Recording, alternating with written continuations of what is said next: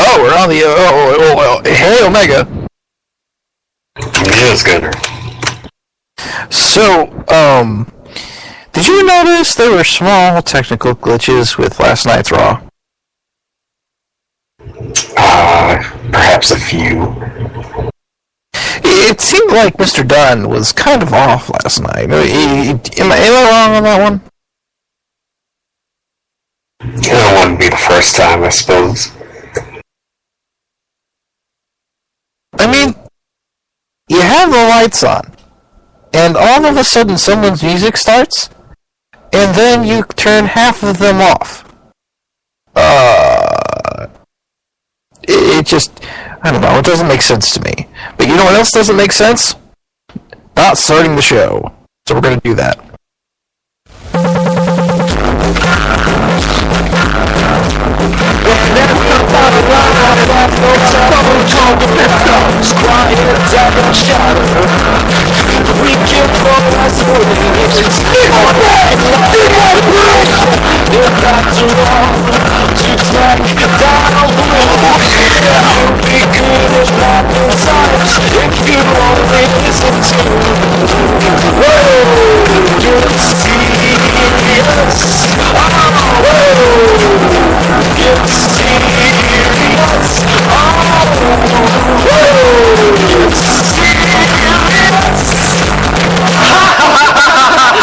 Enough! Hey everybody, and welcome to episode number 146 of Woo Get Serious. My name is Gunner, that is Omega BR. I thought you were going for a keep your finger off the button done joke, given that we had the New Age Outlaws on last night. Well, there's that, and there's a few other things that were really cool on Raw last night, but you know what else is really cool? The person that's joining me this week, and that is Omega BR, who is our co-host, and then also, in the less cool, in order by most cool to less cool, we also have Yankum DDS joining us.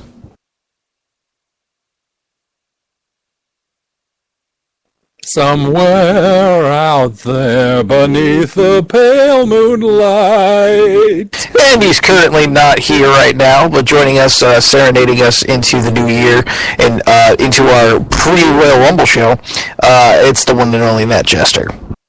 Hi, everybody! And if you think last night's insanity with the Ascension was nuts, have we got some shit in store for you tonight?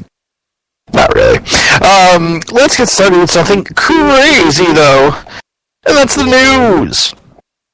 WrestleMania 32 was officially announced for the AT&T Stadium in Arlington, Texas, something that's been coming since a couple years ago. WWE will be aggressively booking venues in the area to prevent independent promotions from piggybacking on the event, and the doors for this year's event may open as early as 1:30 p.m. local time to lure people away. The New Jersey Sports and Exposition Authority Board has voted for a plan to temporarily close down the Izod Center, site of this year's SummerSlam, claiming it was losing in excess of $7 million a year. President and CEO Wayne Hassenberg said he's working on to get the show moved to the nearby Prudential Center in Newark. The nearby Meadowlands Hotel stands to lose $250,000 after holding rooms for the event. Stephanie McMahon revealed one reason the Elimination Chamber was next to the pay-per-view is due to the logistics of hanging the chamber itself in arenas, many of which have large scoreboards in the center now. Now, if you think about that for a second there, every arena that has a large scoreboard in the center of the arena, you can't really hang a cage there.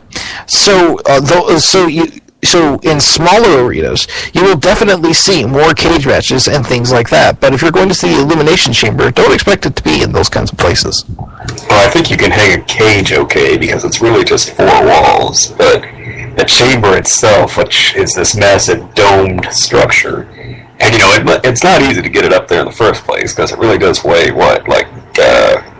X amount of tons? Well, I believe it weighs 10 tons of steel! Exactly. Thank you, Edge.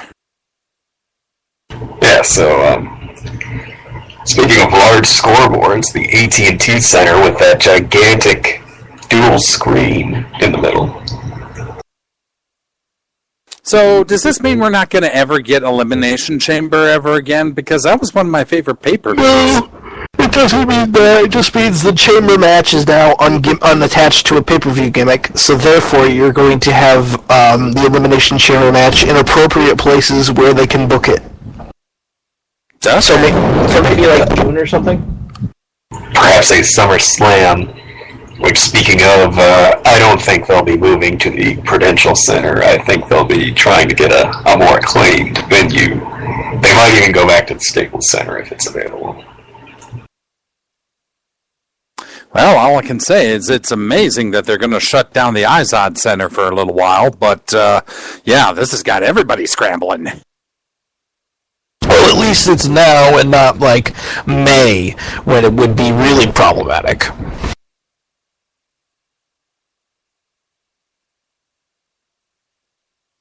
Yeah. It is what it is. I mean, if the arena's really losing money, then there's no sense in keeping it open, really. I mean, that's kind of how business works. Exactly. So if there's a giant... Oh, I'm thinking out loud about the Elimination Chamber. Never mind, let's move on. Well, let's see here. Speaking of moving on, TNA, Bobby Lashley, the current TNA World Champion, had to pull out of his next Bellator fight due to an injury, although there's no word on what that is or if it will affect his TNA schedule. The negotiations to bring Awesome Kong back to TNA came right down to the wire last Wednesday, and although officials are happy to have her back, she is reportedly dealing with a very bad back herself right now. Lucha Underground put out a press release announcing the signing of Alberto El Patron. Apparently, Dave Meltzer notes that apparently TNA offered him $400,000 a year for some very limited dates, but Del Rio turned it down due to their current reputation. And also, Lucha Underground is having a web series sponsored by Doritos that would see several competitors vie for contract with the promotion. So that's pretty neat.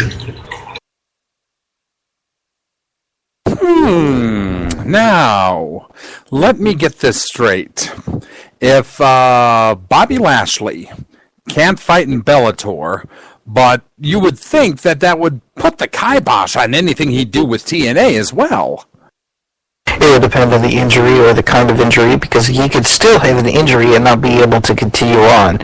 Or he could just have an injury that's, not you can still wrestle with it, but you can't, fight with it at your top, at the top of your ability, because what you're trying to do when you go into a camp is get to your peak ability for the fight, and then you fight, and then, it's game over. But in this particular circumstance, it seems to me that it won't affect him at all, unless it's something major.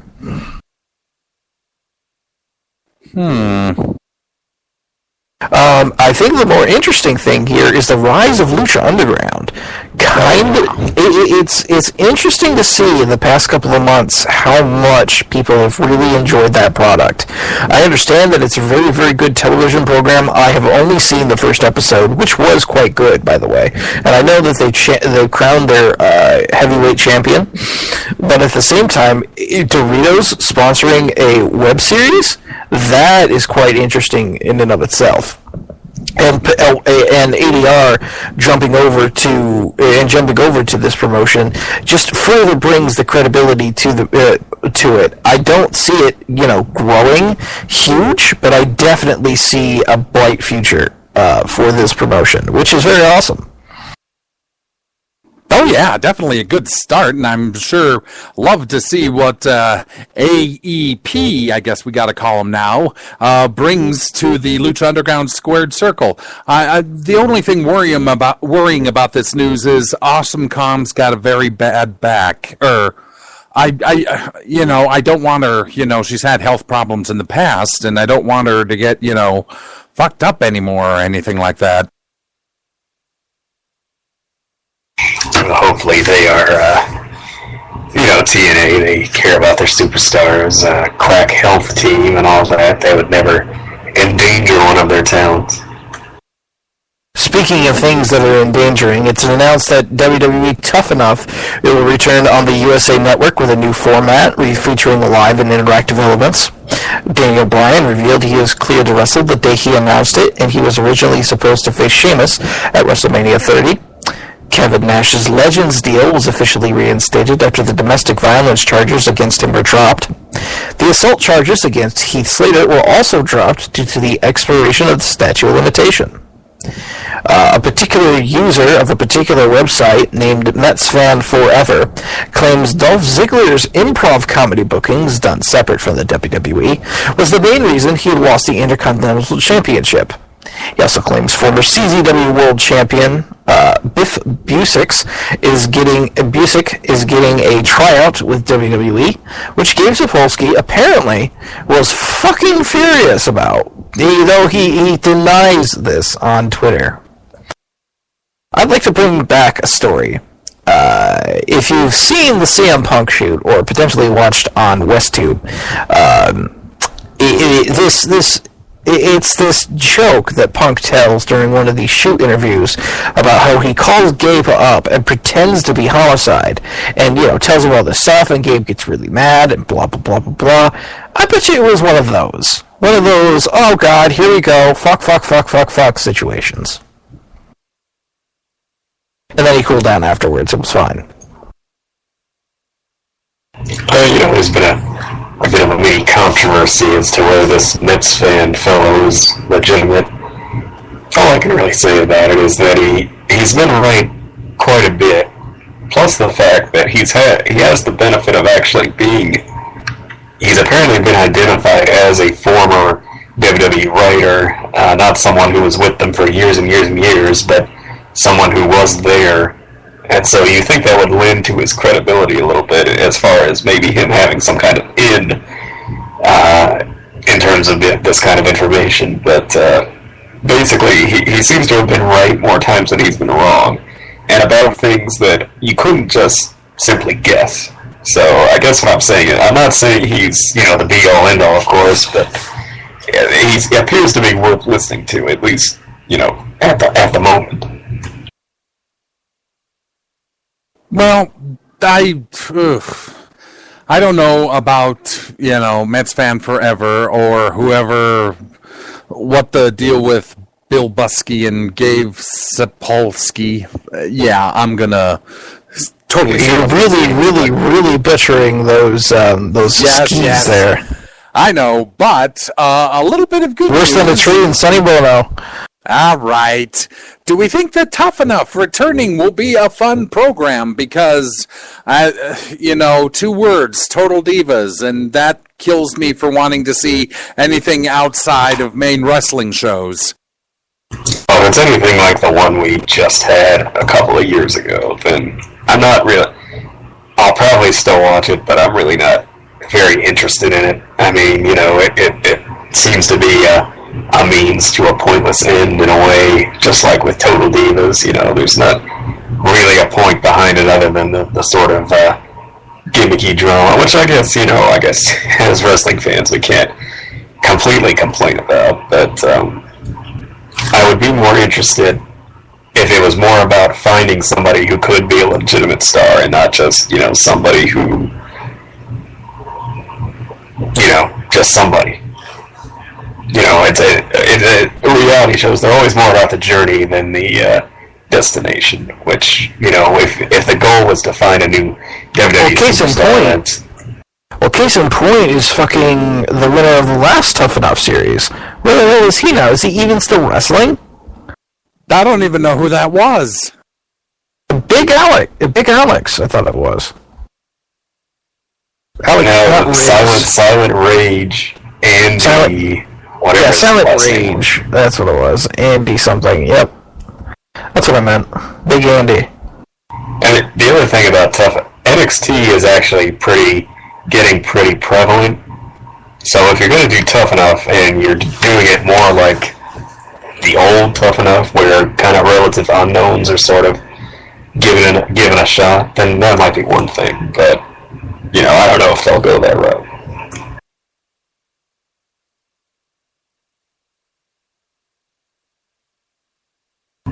right, why don't we wrap things up here? Not a ton of groundbreaking news this week. There was a holiday after all. Lance Storm noted that he was offered an NXT trainer position but didn't want to relocate his family to Florida. He also had words for Mr. John Cena over a tweet he made on Monday night. Cena tweeted something like a video of him doing heavy squats, weight squats, and he said something like, to all those who think they're working hard, you don't know squat or something. It was a joke that Storm took it kind of seriously, but I digress. One possible UFC fight for Brock Lesnar, should he return to the Octagon, is a rubber match with rival Frank Mir.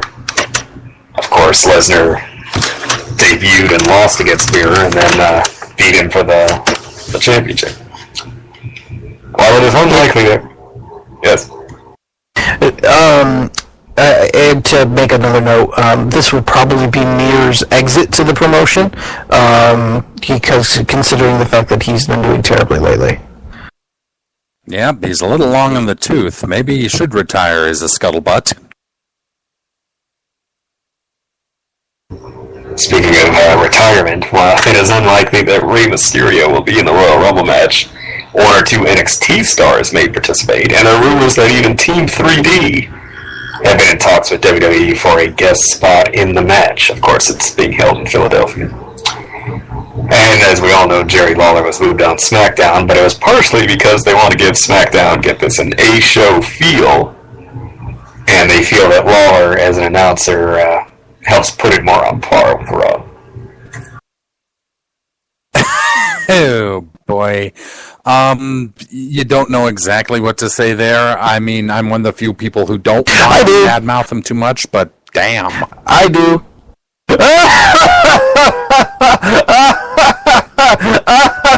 Big Show. Oh, they're cute, aren't they? They're trying to actually do something with themselves, but all they're doing is kind of shooting themselves in the foot because it's King. Aw. Pretty much, yeah. Sorry, I just gave the Yankum answer there. The real answer here is... oh, it's bad. Well, I'm sorry we're not going to see Rey Mysterio in the Rumble, but I am hoping... No, we aren't. I thought we were. While it is unlikely... No, it is unlikely. Oh, okay. I'm sorry, I heard that wrong. I would love to see him, but what I'm even more hyped to see is I hope and pray to God we finally get Sammy in the Rumble. I wouldn't be surprised if Sammy made his debut in the Rumble along with Adrian Neville. Yeah, I would be a tad surprised, because I think, if you want to sort of give these guys more of a proper debut, sort of. I mean, I know we had Rusev last year, didn't we? And we had Bo Dallas the one year. And those weren't really technically debuts, quote-unquote, but I don't know. Given sort of the main event hype surrounding those two, maybe Neville. Maybe not. I don't know about Sammy, since he's, Oh, yeah, he's the champ. Yeah. Neville I can see, though. And speaking of the Royal Rumble, I do believe that is the topic of our 15-minute time limit. Well, that is correct. Good sir. Put a timer on the clock here because it is time for our 15-minute time limit. This week brought to you by WestTube and Timer.tv/r/West for all of your non-wrestling needs with your wrestling bros. I believe that we named it the Wrestling Entertainment and Sports Tube. So if you want to come join us there, come join us there. But 15 minutes, we're going to talk about the Royal Rumble match. Now we're going to go through the matches that have been booked, and then we will talk about who we think is going to win the Rumble. So let's get started.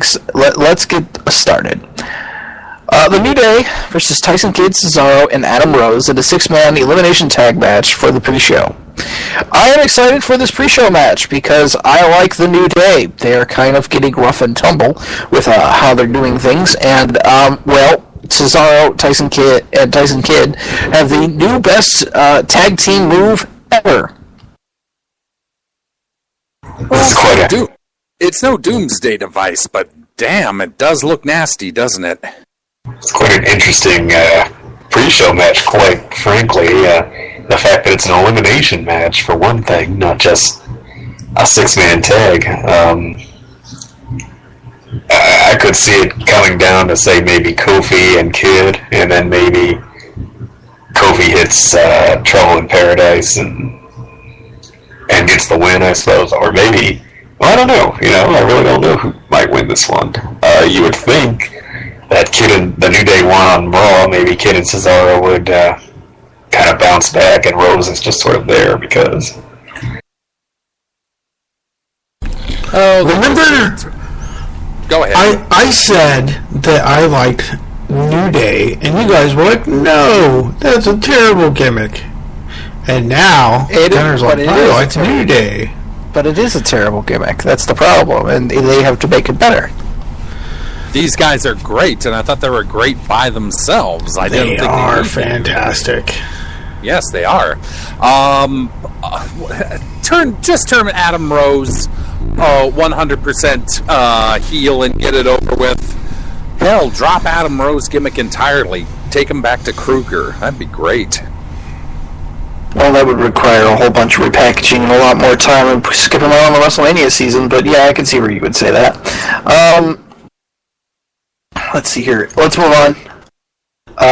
Natalya and Paige versus the Bella Twins. Please, for the love of God, Natalya and Paige. Oh, we didn't pick a winner for the last one. Who do you think's going to win? Most likely New Day. New Day? No, I'm not doing that. No, sorry. I'll take it as well, I think the heels are going to win. Yeah, I think the heels are going to win too. So this filler Divas match, which, I guess made sense until the other two matches were announced. It made sense because it's a total Divas match.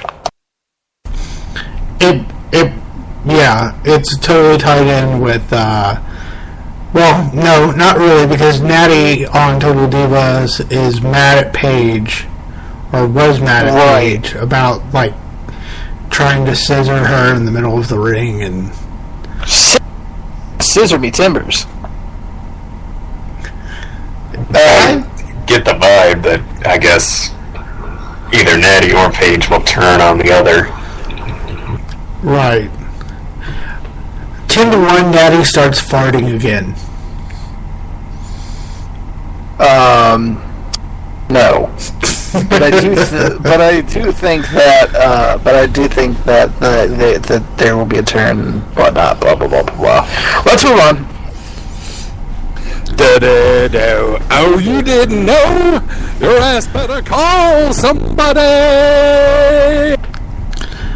I'm gonna go with the Ascension on this one. The Ascension versus the New Age Outlaws. I think they're gonna get their asses handed to them for about 5 or 10 minutes, and then they'll pull some kind of shenanigans or something, because God forbid a heel who isn't, some giant monster be anything but a chicken shit. And even if they are a giant monster, they should probably still be a chicken shit. Go ahead. They really need to win clean here. I mean, just, the Outlaws can kind of do their shtick and everything, but at some point, the Ascension's got to bounce back and just, knock out one, and then just double team the other until, the fall of man, and that's all she wrote, I mean, it's not like it's uncommon for those kind of legend happy time moments we had on Raw where the Ascension got beat down, but keep in mind, they've been a team on TV for maybe a month, and they've mostly beaten jobber teams, which they really never do anymore. So it's not that, except for Ryback. Yeah, it's not that it was a crime that it happened or anything, but, maybe it was a little soon. All I can say is now that the nephews of Kratos from God of War have stepped into it with a real tag team, although be it an old tag team, this should be an interesting test to see what the boys can do. I'm not exactly sure who's going to go over on this one. I just know that New Age Outlaws, even though they could be called the Old Age Outlaws, aren't no jobbers. Reminder, this time last year, they were the tag team champions of the world. Oh, hell yeah. So, there you go. I've got Ascension winning, though. So, the Usos versus The Miz and Damien Mizdow for the Tag Team Championships. I really want to see Damien Mizdow do the X-Pac entrance in his X-Pac gear. That was quite possibly the funniest moment of the year. During that segment on Raw, and I completely was convinced that Damien Sandow was actually X-Pac. Yes, and that's the majority favor on Woo when he came out. Everybody thought that was X-Pac until who's from the other side of the screen? Who's this guy who looks like X-Pac that's already there? It got me. Up until X-Pac actually came on screen, they had me. It was the funniest moment of the year, and it'll probably remain the funniest moment of the year, but will be forgotten by the Slammies. I think, I don't think Miz and Mizdow will regain the titles. I think it's finally about time that Mizdow kind of starts to splinter away. Some people even saying, this could make a decent undercard WrestleMania match, Miz versus Sandow, really. That's exactly where it's going. What are you talking about? They're going to split at the Rumble. Did you not watch the inset promo before their match on Raw? Damien Mizdow was doing his shtick, and it was like, okay, blah, blah, blah, blah, blah. And at the end, when Miz started talking about the Rumble, Damien gave him a look. And it's like the look of, fuck you, buddy, I'm going to throw you over the top rope. And I guarantee you, I will take a bet on this, that Damien Sandow will eliminate The Miz from the Royal Rumble this year. Of course, that would be after their championship match, The Miz and Damien Mizdow versus the champion, the Usos, for the Tag Team Championship. In which they'll lose. No, I think there's going to be some kind of shenanigans with the stunt double act, like Miz gets thrown over the top, and Damien goes to throw himself over the top, but stops and gives him like a shrug off and starts just going off on his own or something.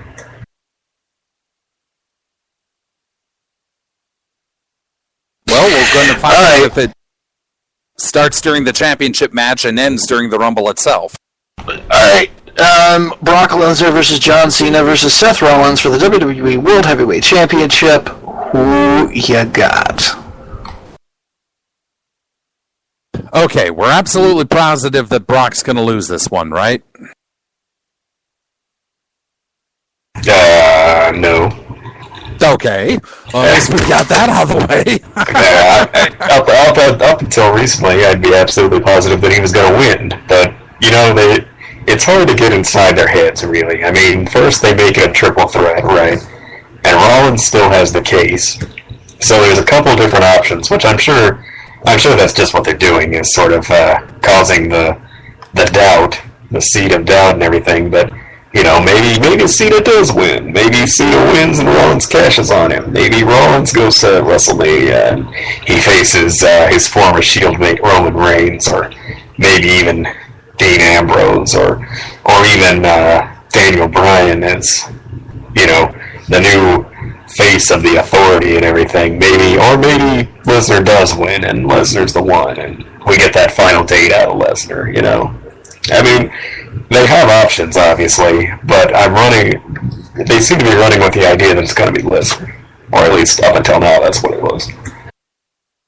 All I know is that the pop for Lesnar when he came out at the end of Raw last night was something you know what I'm talking about, a face. I mean, everybody loved Lesnar for no other reason than he was about to pound the holy hell out of Seth and the rest of the Authority, which was great, which led to Trips losing his shit, Stephanie acting like she was a goody-goody monkey, and various hilarities, including Sting. I don't see Brock Lesnar missing WrestleMania, and I don't see Brock Lesnar not being pinned or submitted by someone at WrestleMania, and not because of the shenanigans. If any shenanigans is going to go on, Seth Rollins will cash in the Money in the Bank at WrestleMania on the winner of the match between either Daniel Bryan or Roman Reigns for the WWE Championship. More than likely, it will be more likely if it's Daniel Bryan. I do not see either man coming out of this with the championship. I believe Brock will retain. Yeah, Okay. that's what I'm rolling with. Well, we'll find out, which leaves the title on the marquee left.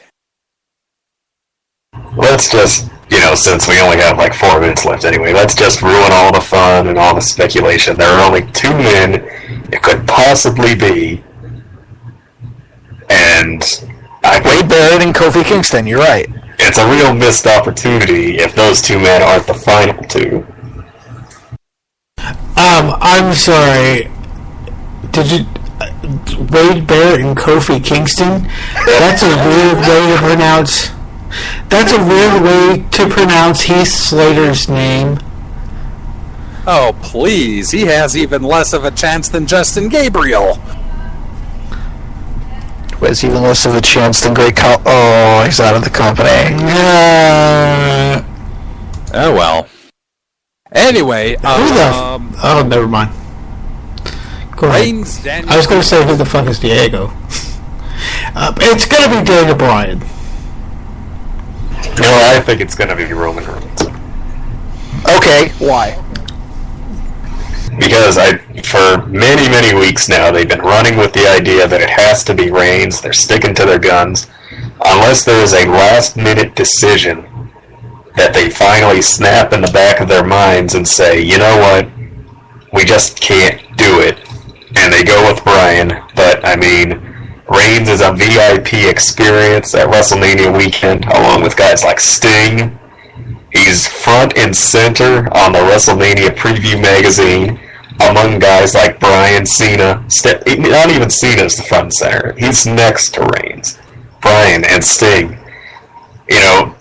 And I mean, that's the idea they're running with. They are running with Roman Reigns being the next guy. And again, unless there's a last-second snap decision, that's who's going to win the Rumble. As much as we don't like it, our Lord and Savior, Von Jesus Christ McMahon, hath doth dominated to us on high, that we are to accept his Savior and Messiah, one Reigns of Roman. I mean, he's Cena 2.0. He's the anointed one. There's nothing we can do about it. He's going to get shoved down our throats.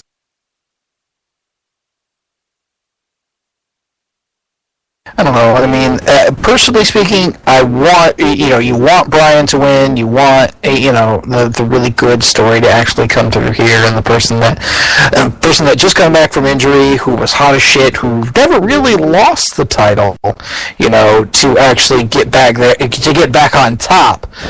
But the question remains, are they going to stick to their guns?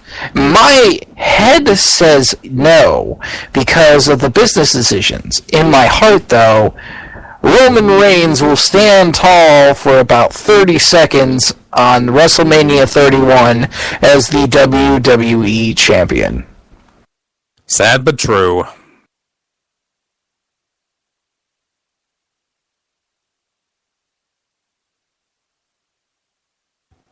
Ring the bell.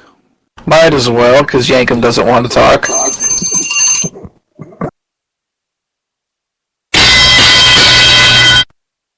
Hungry?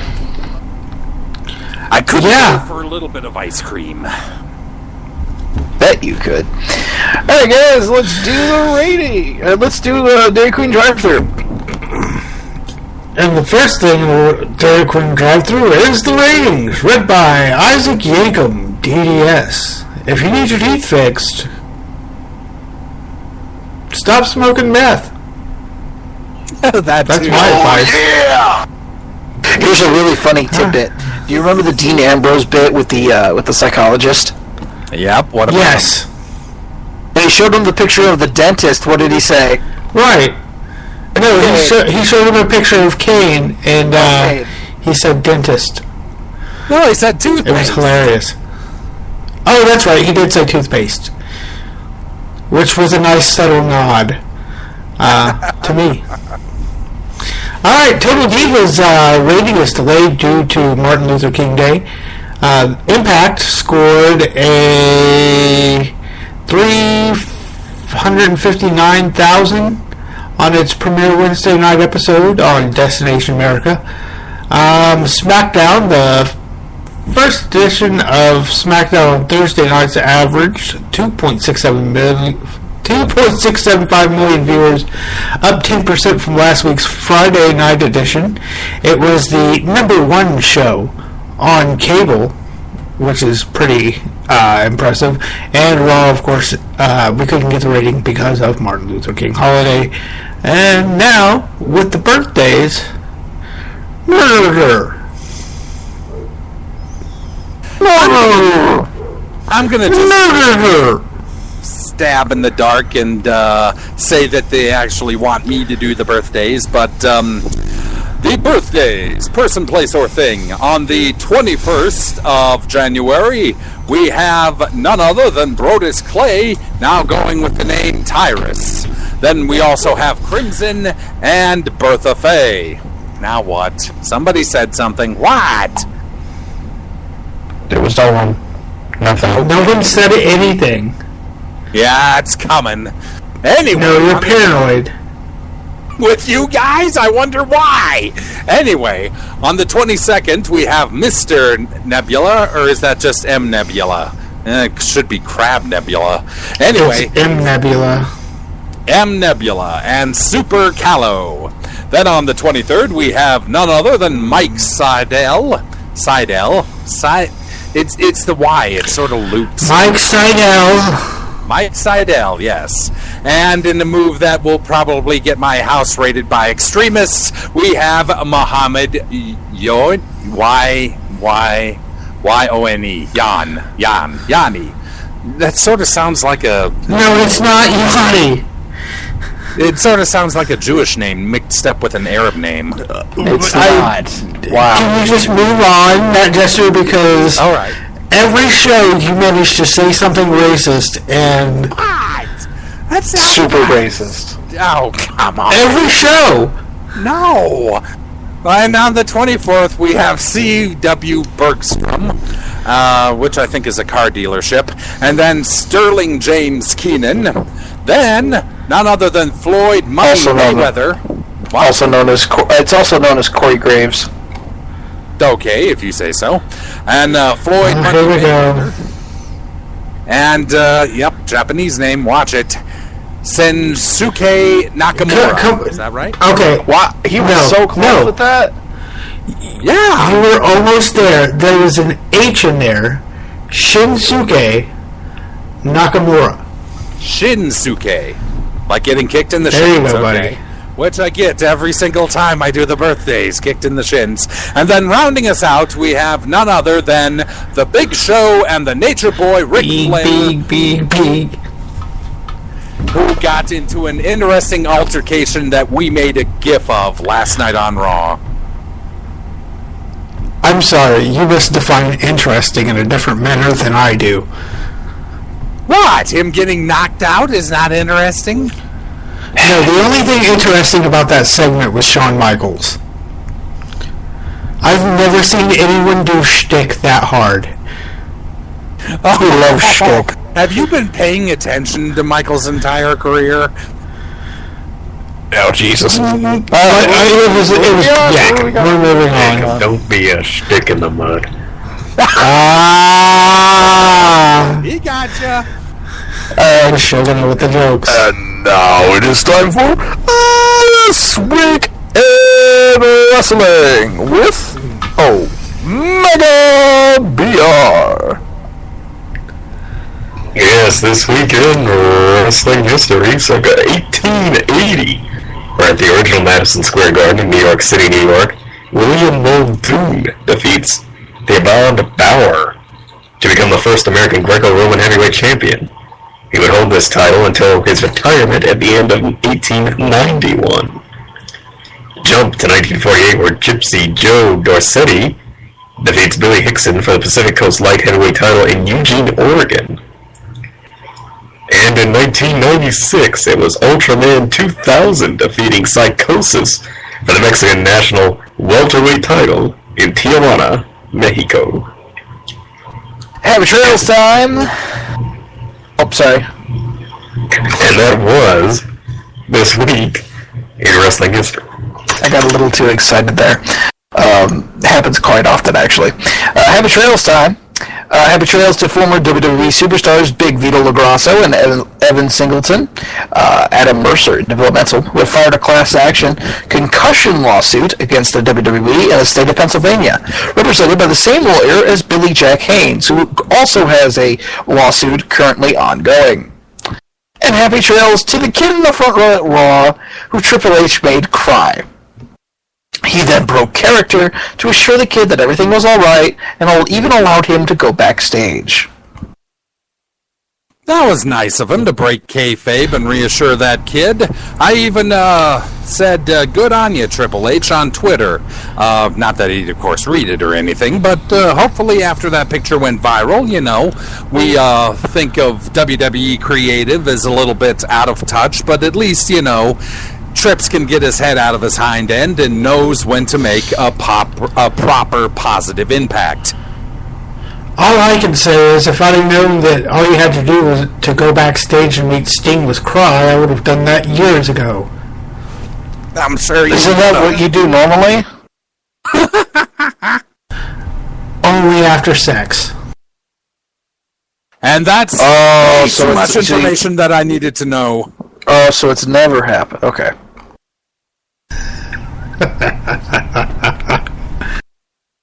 Alright, let's wrap up the show here. Actually, there's a lack of touche.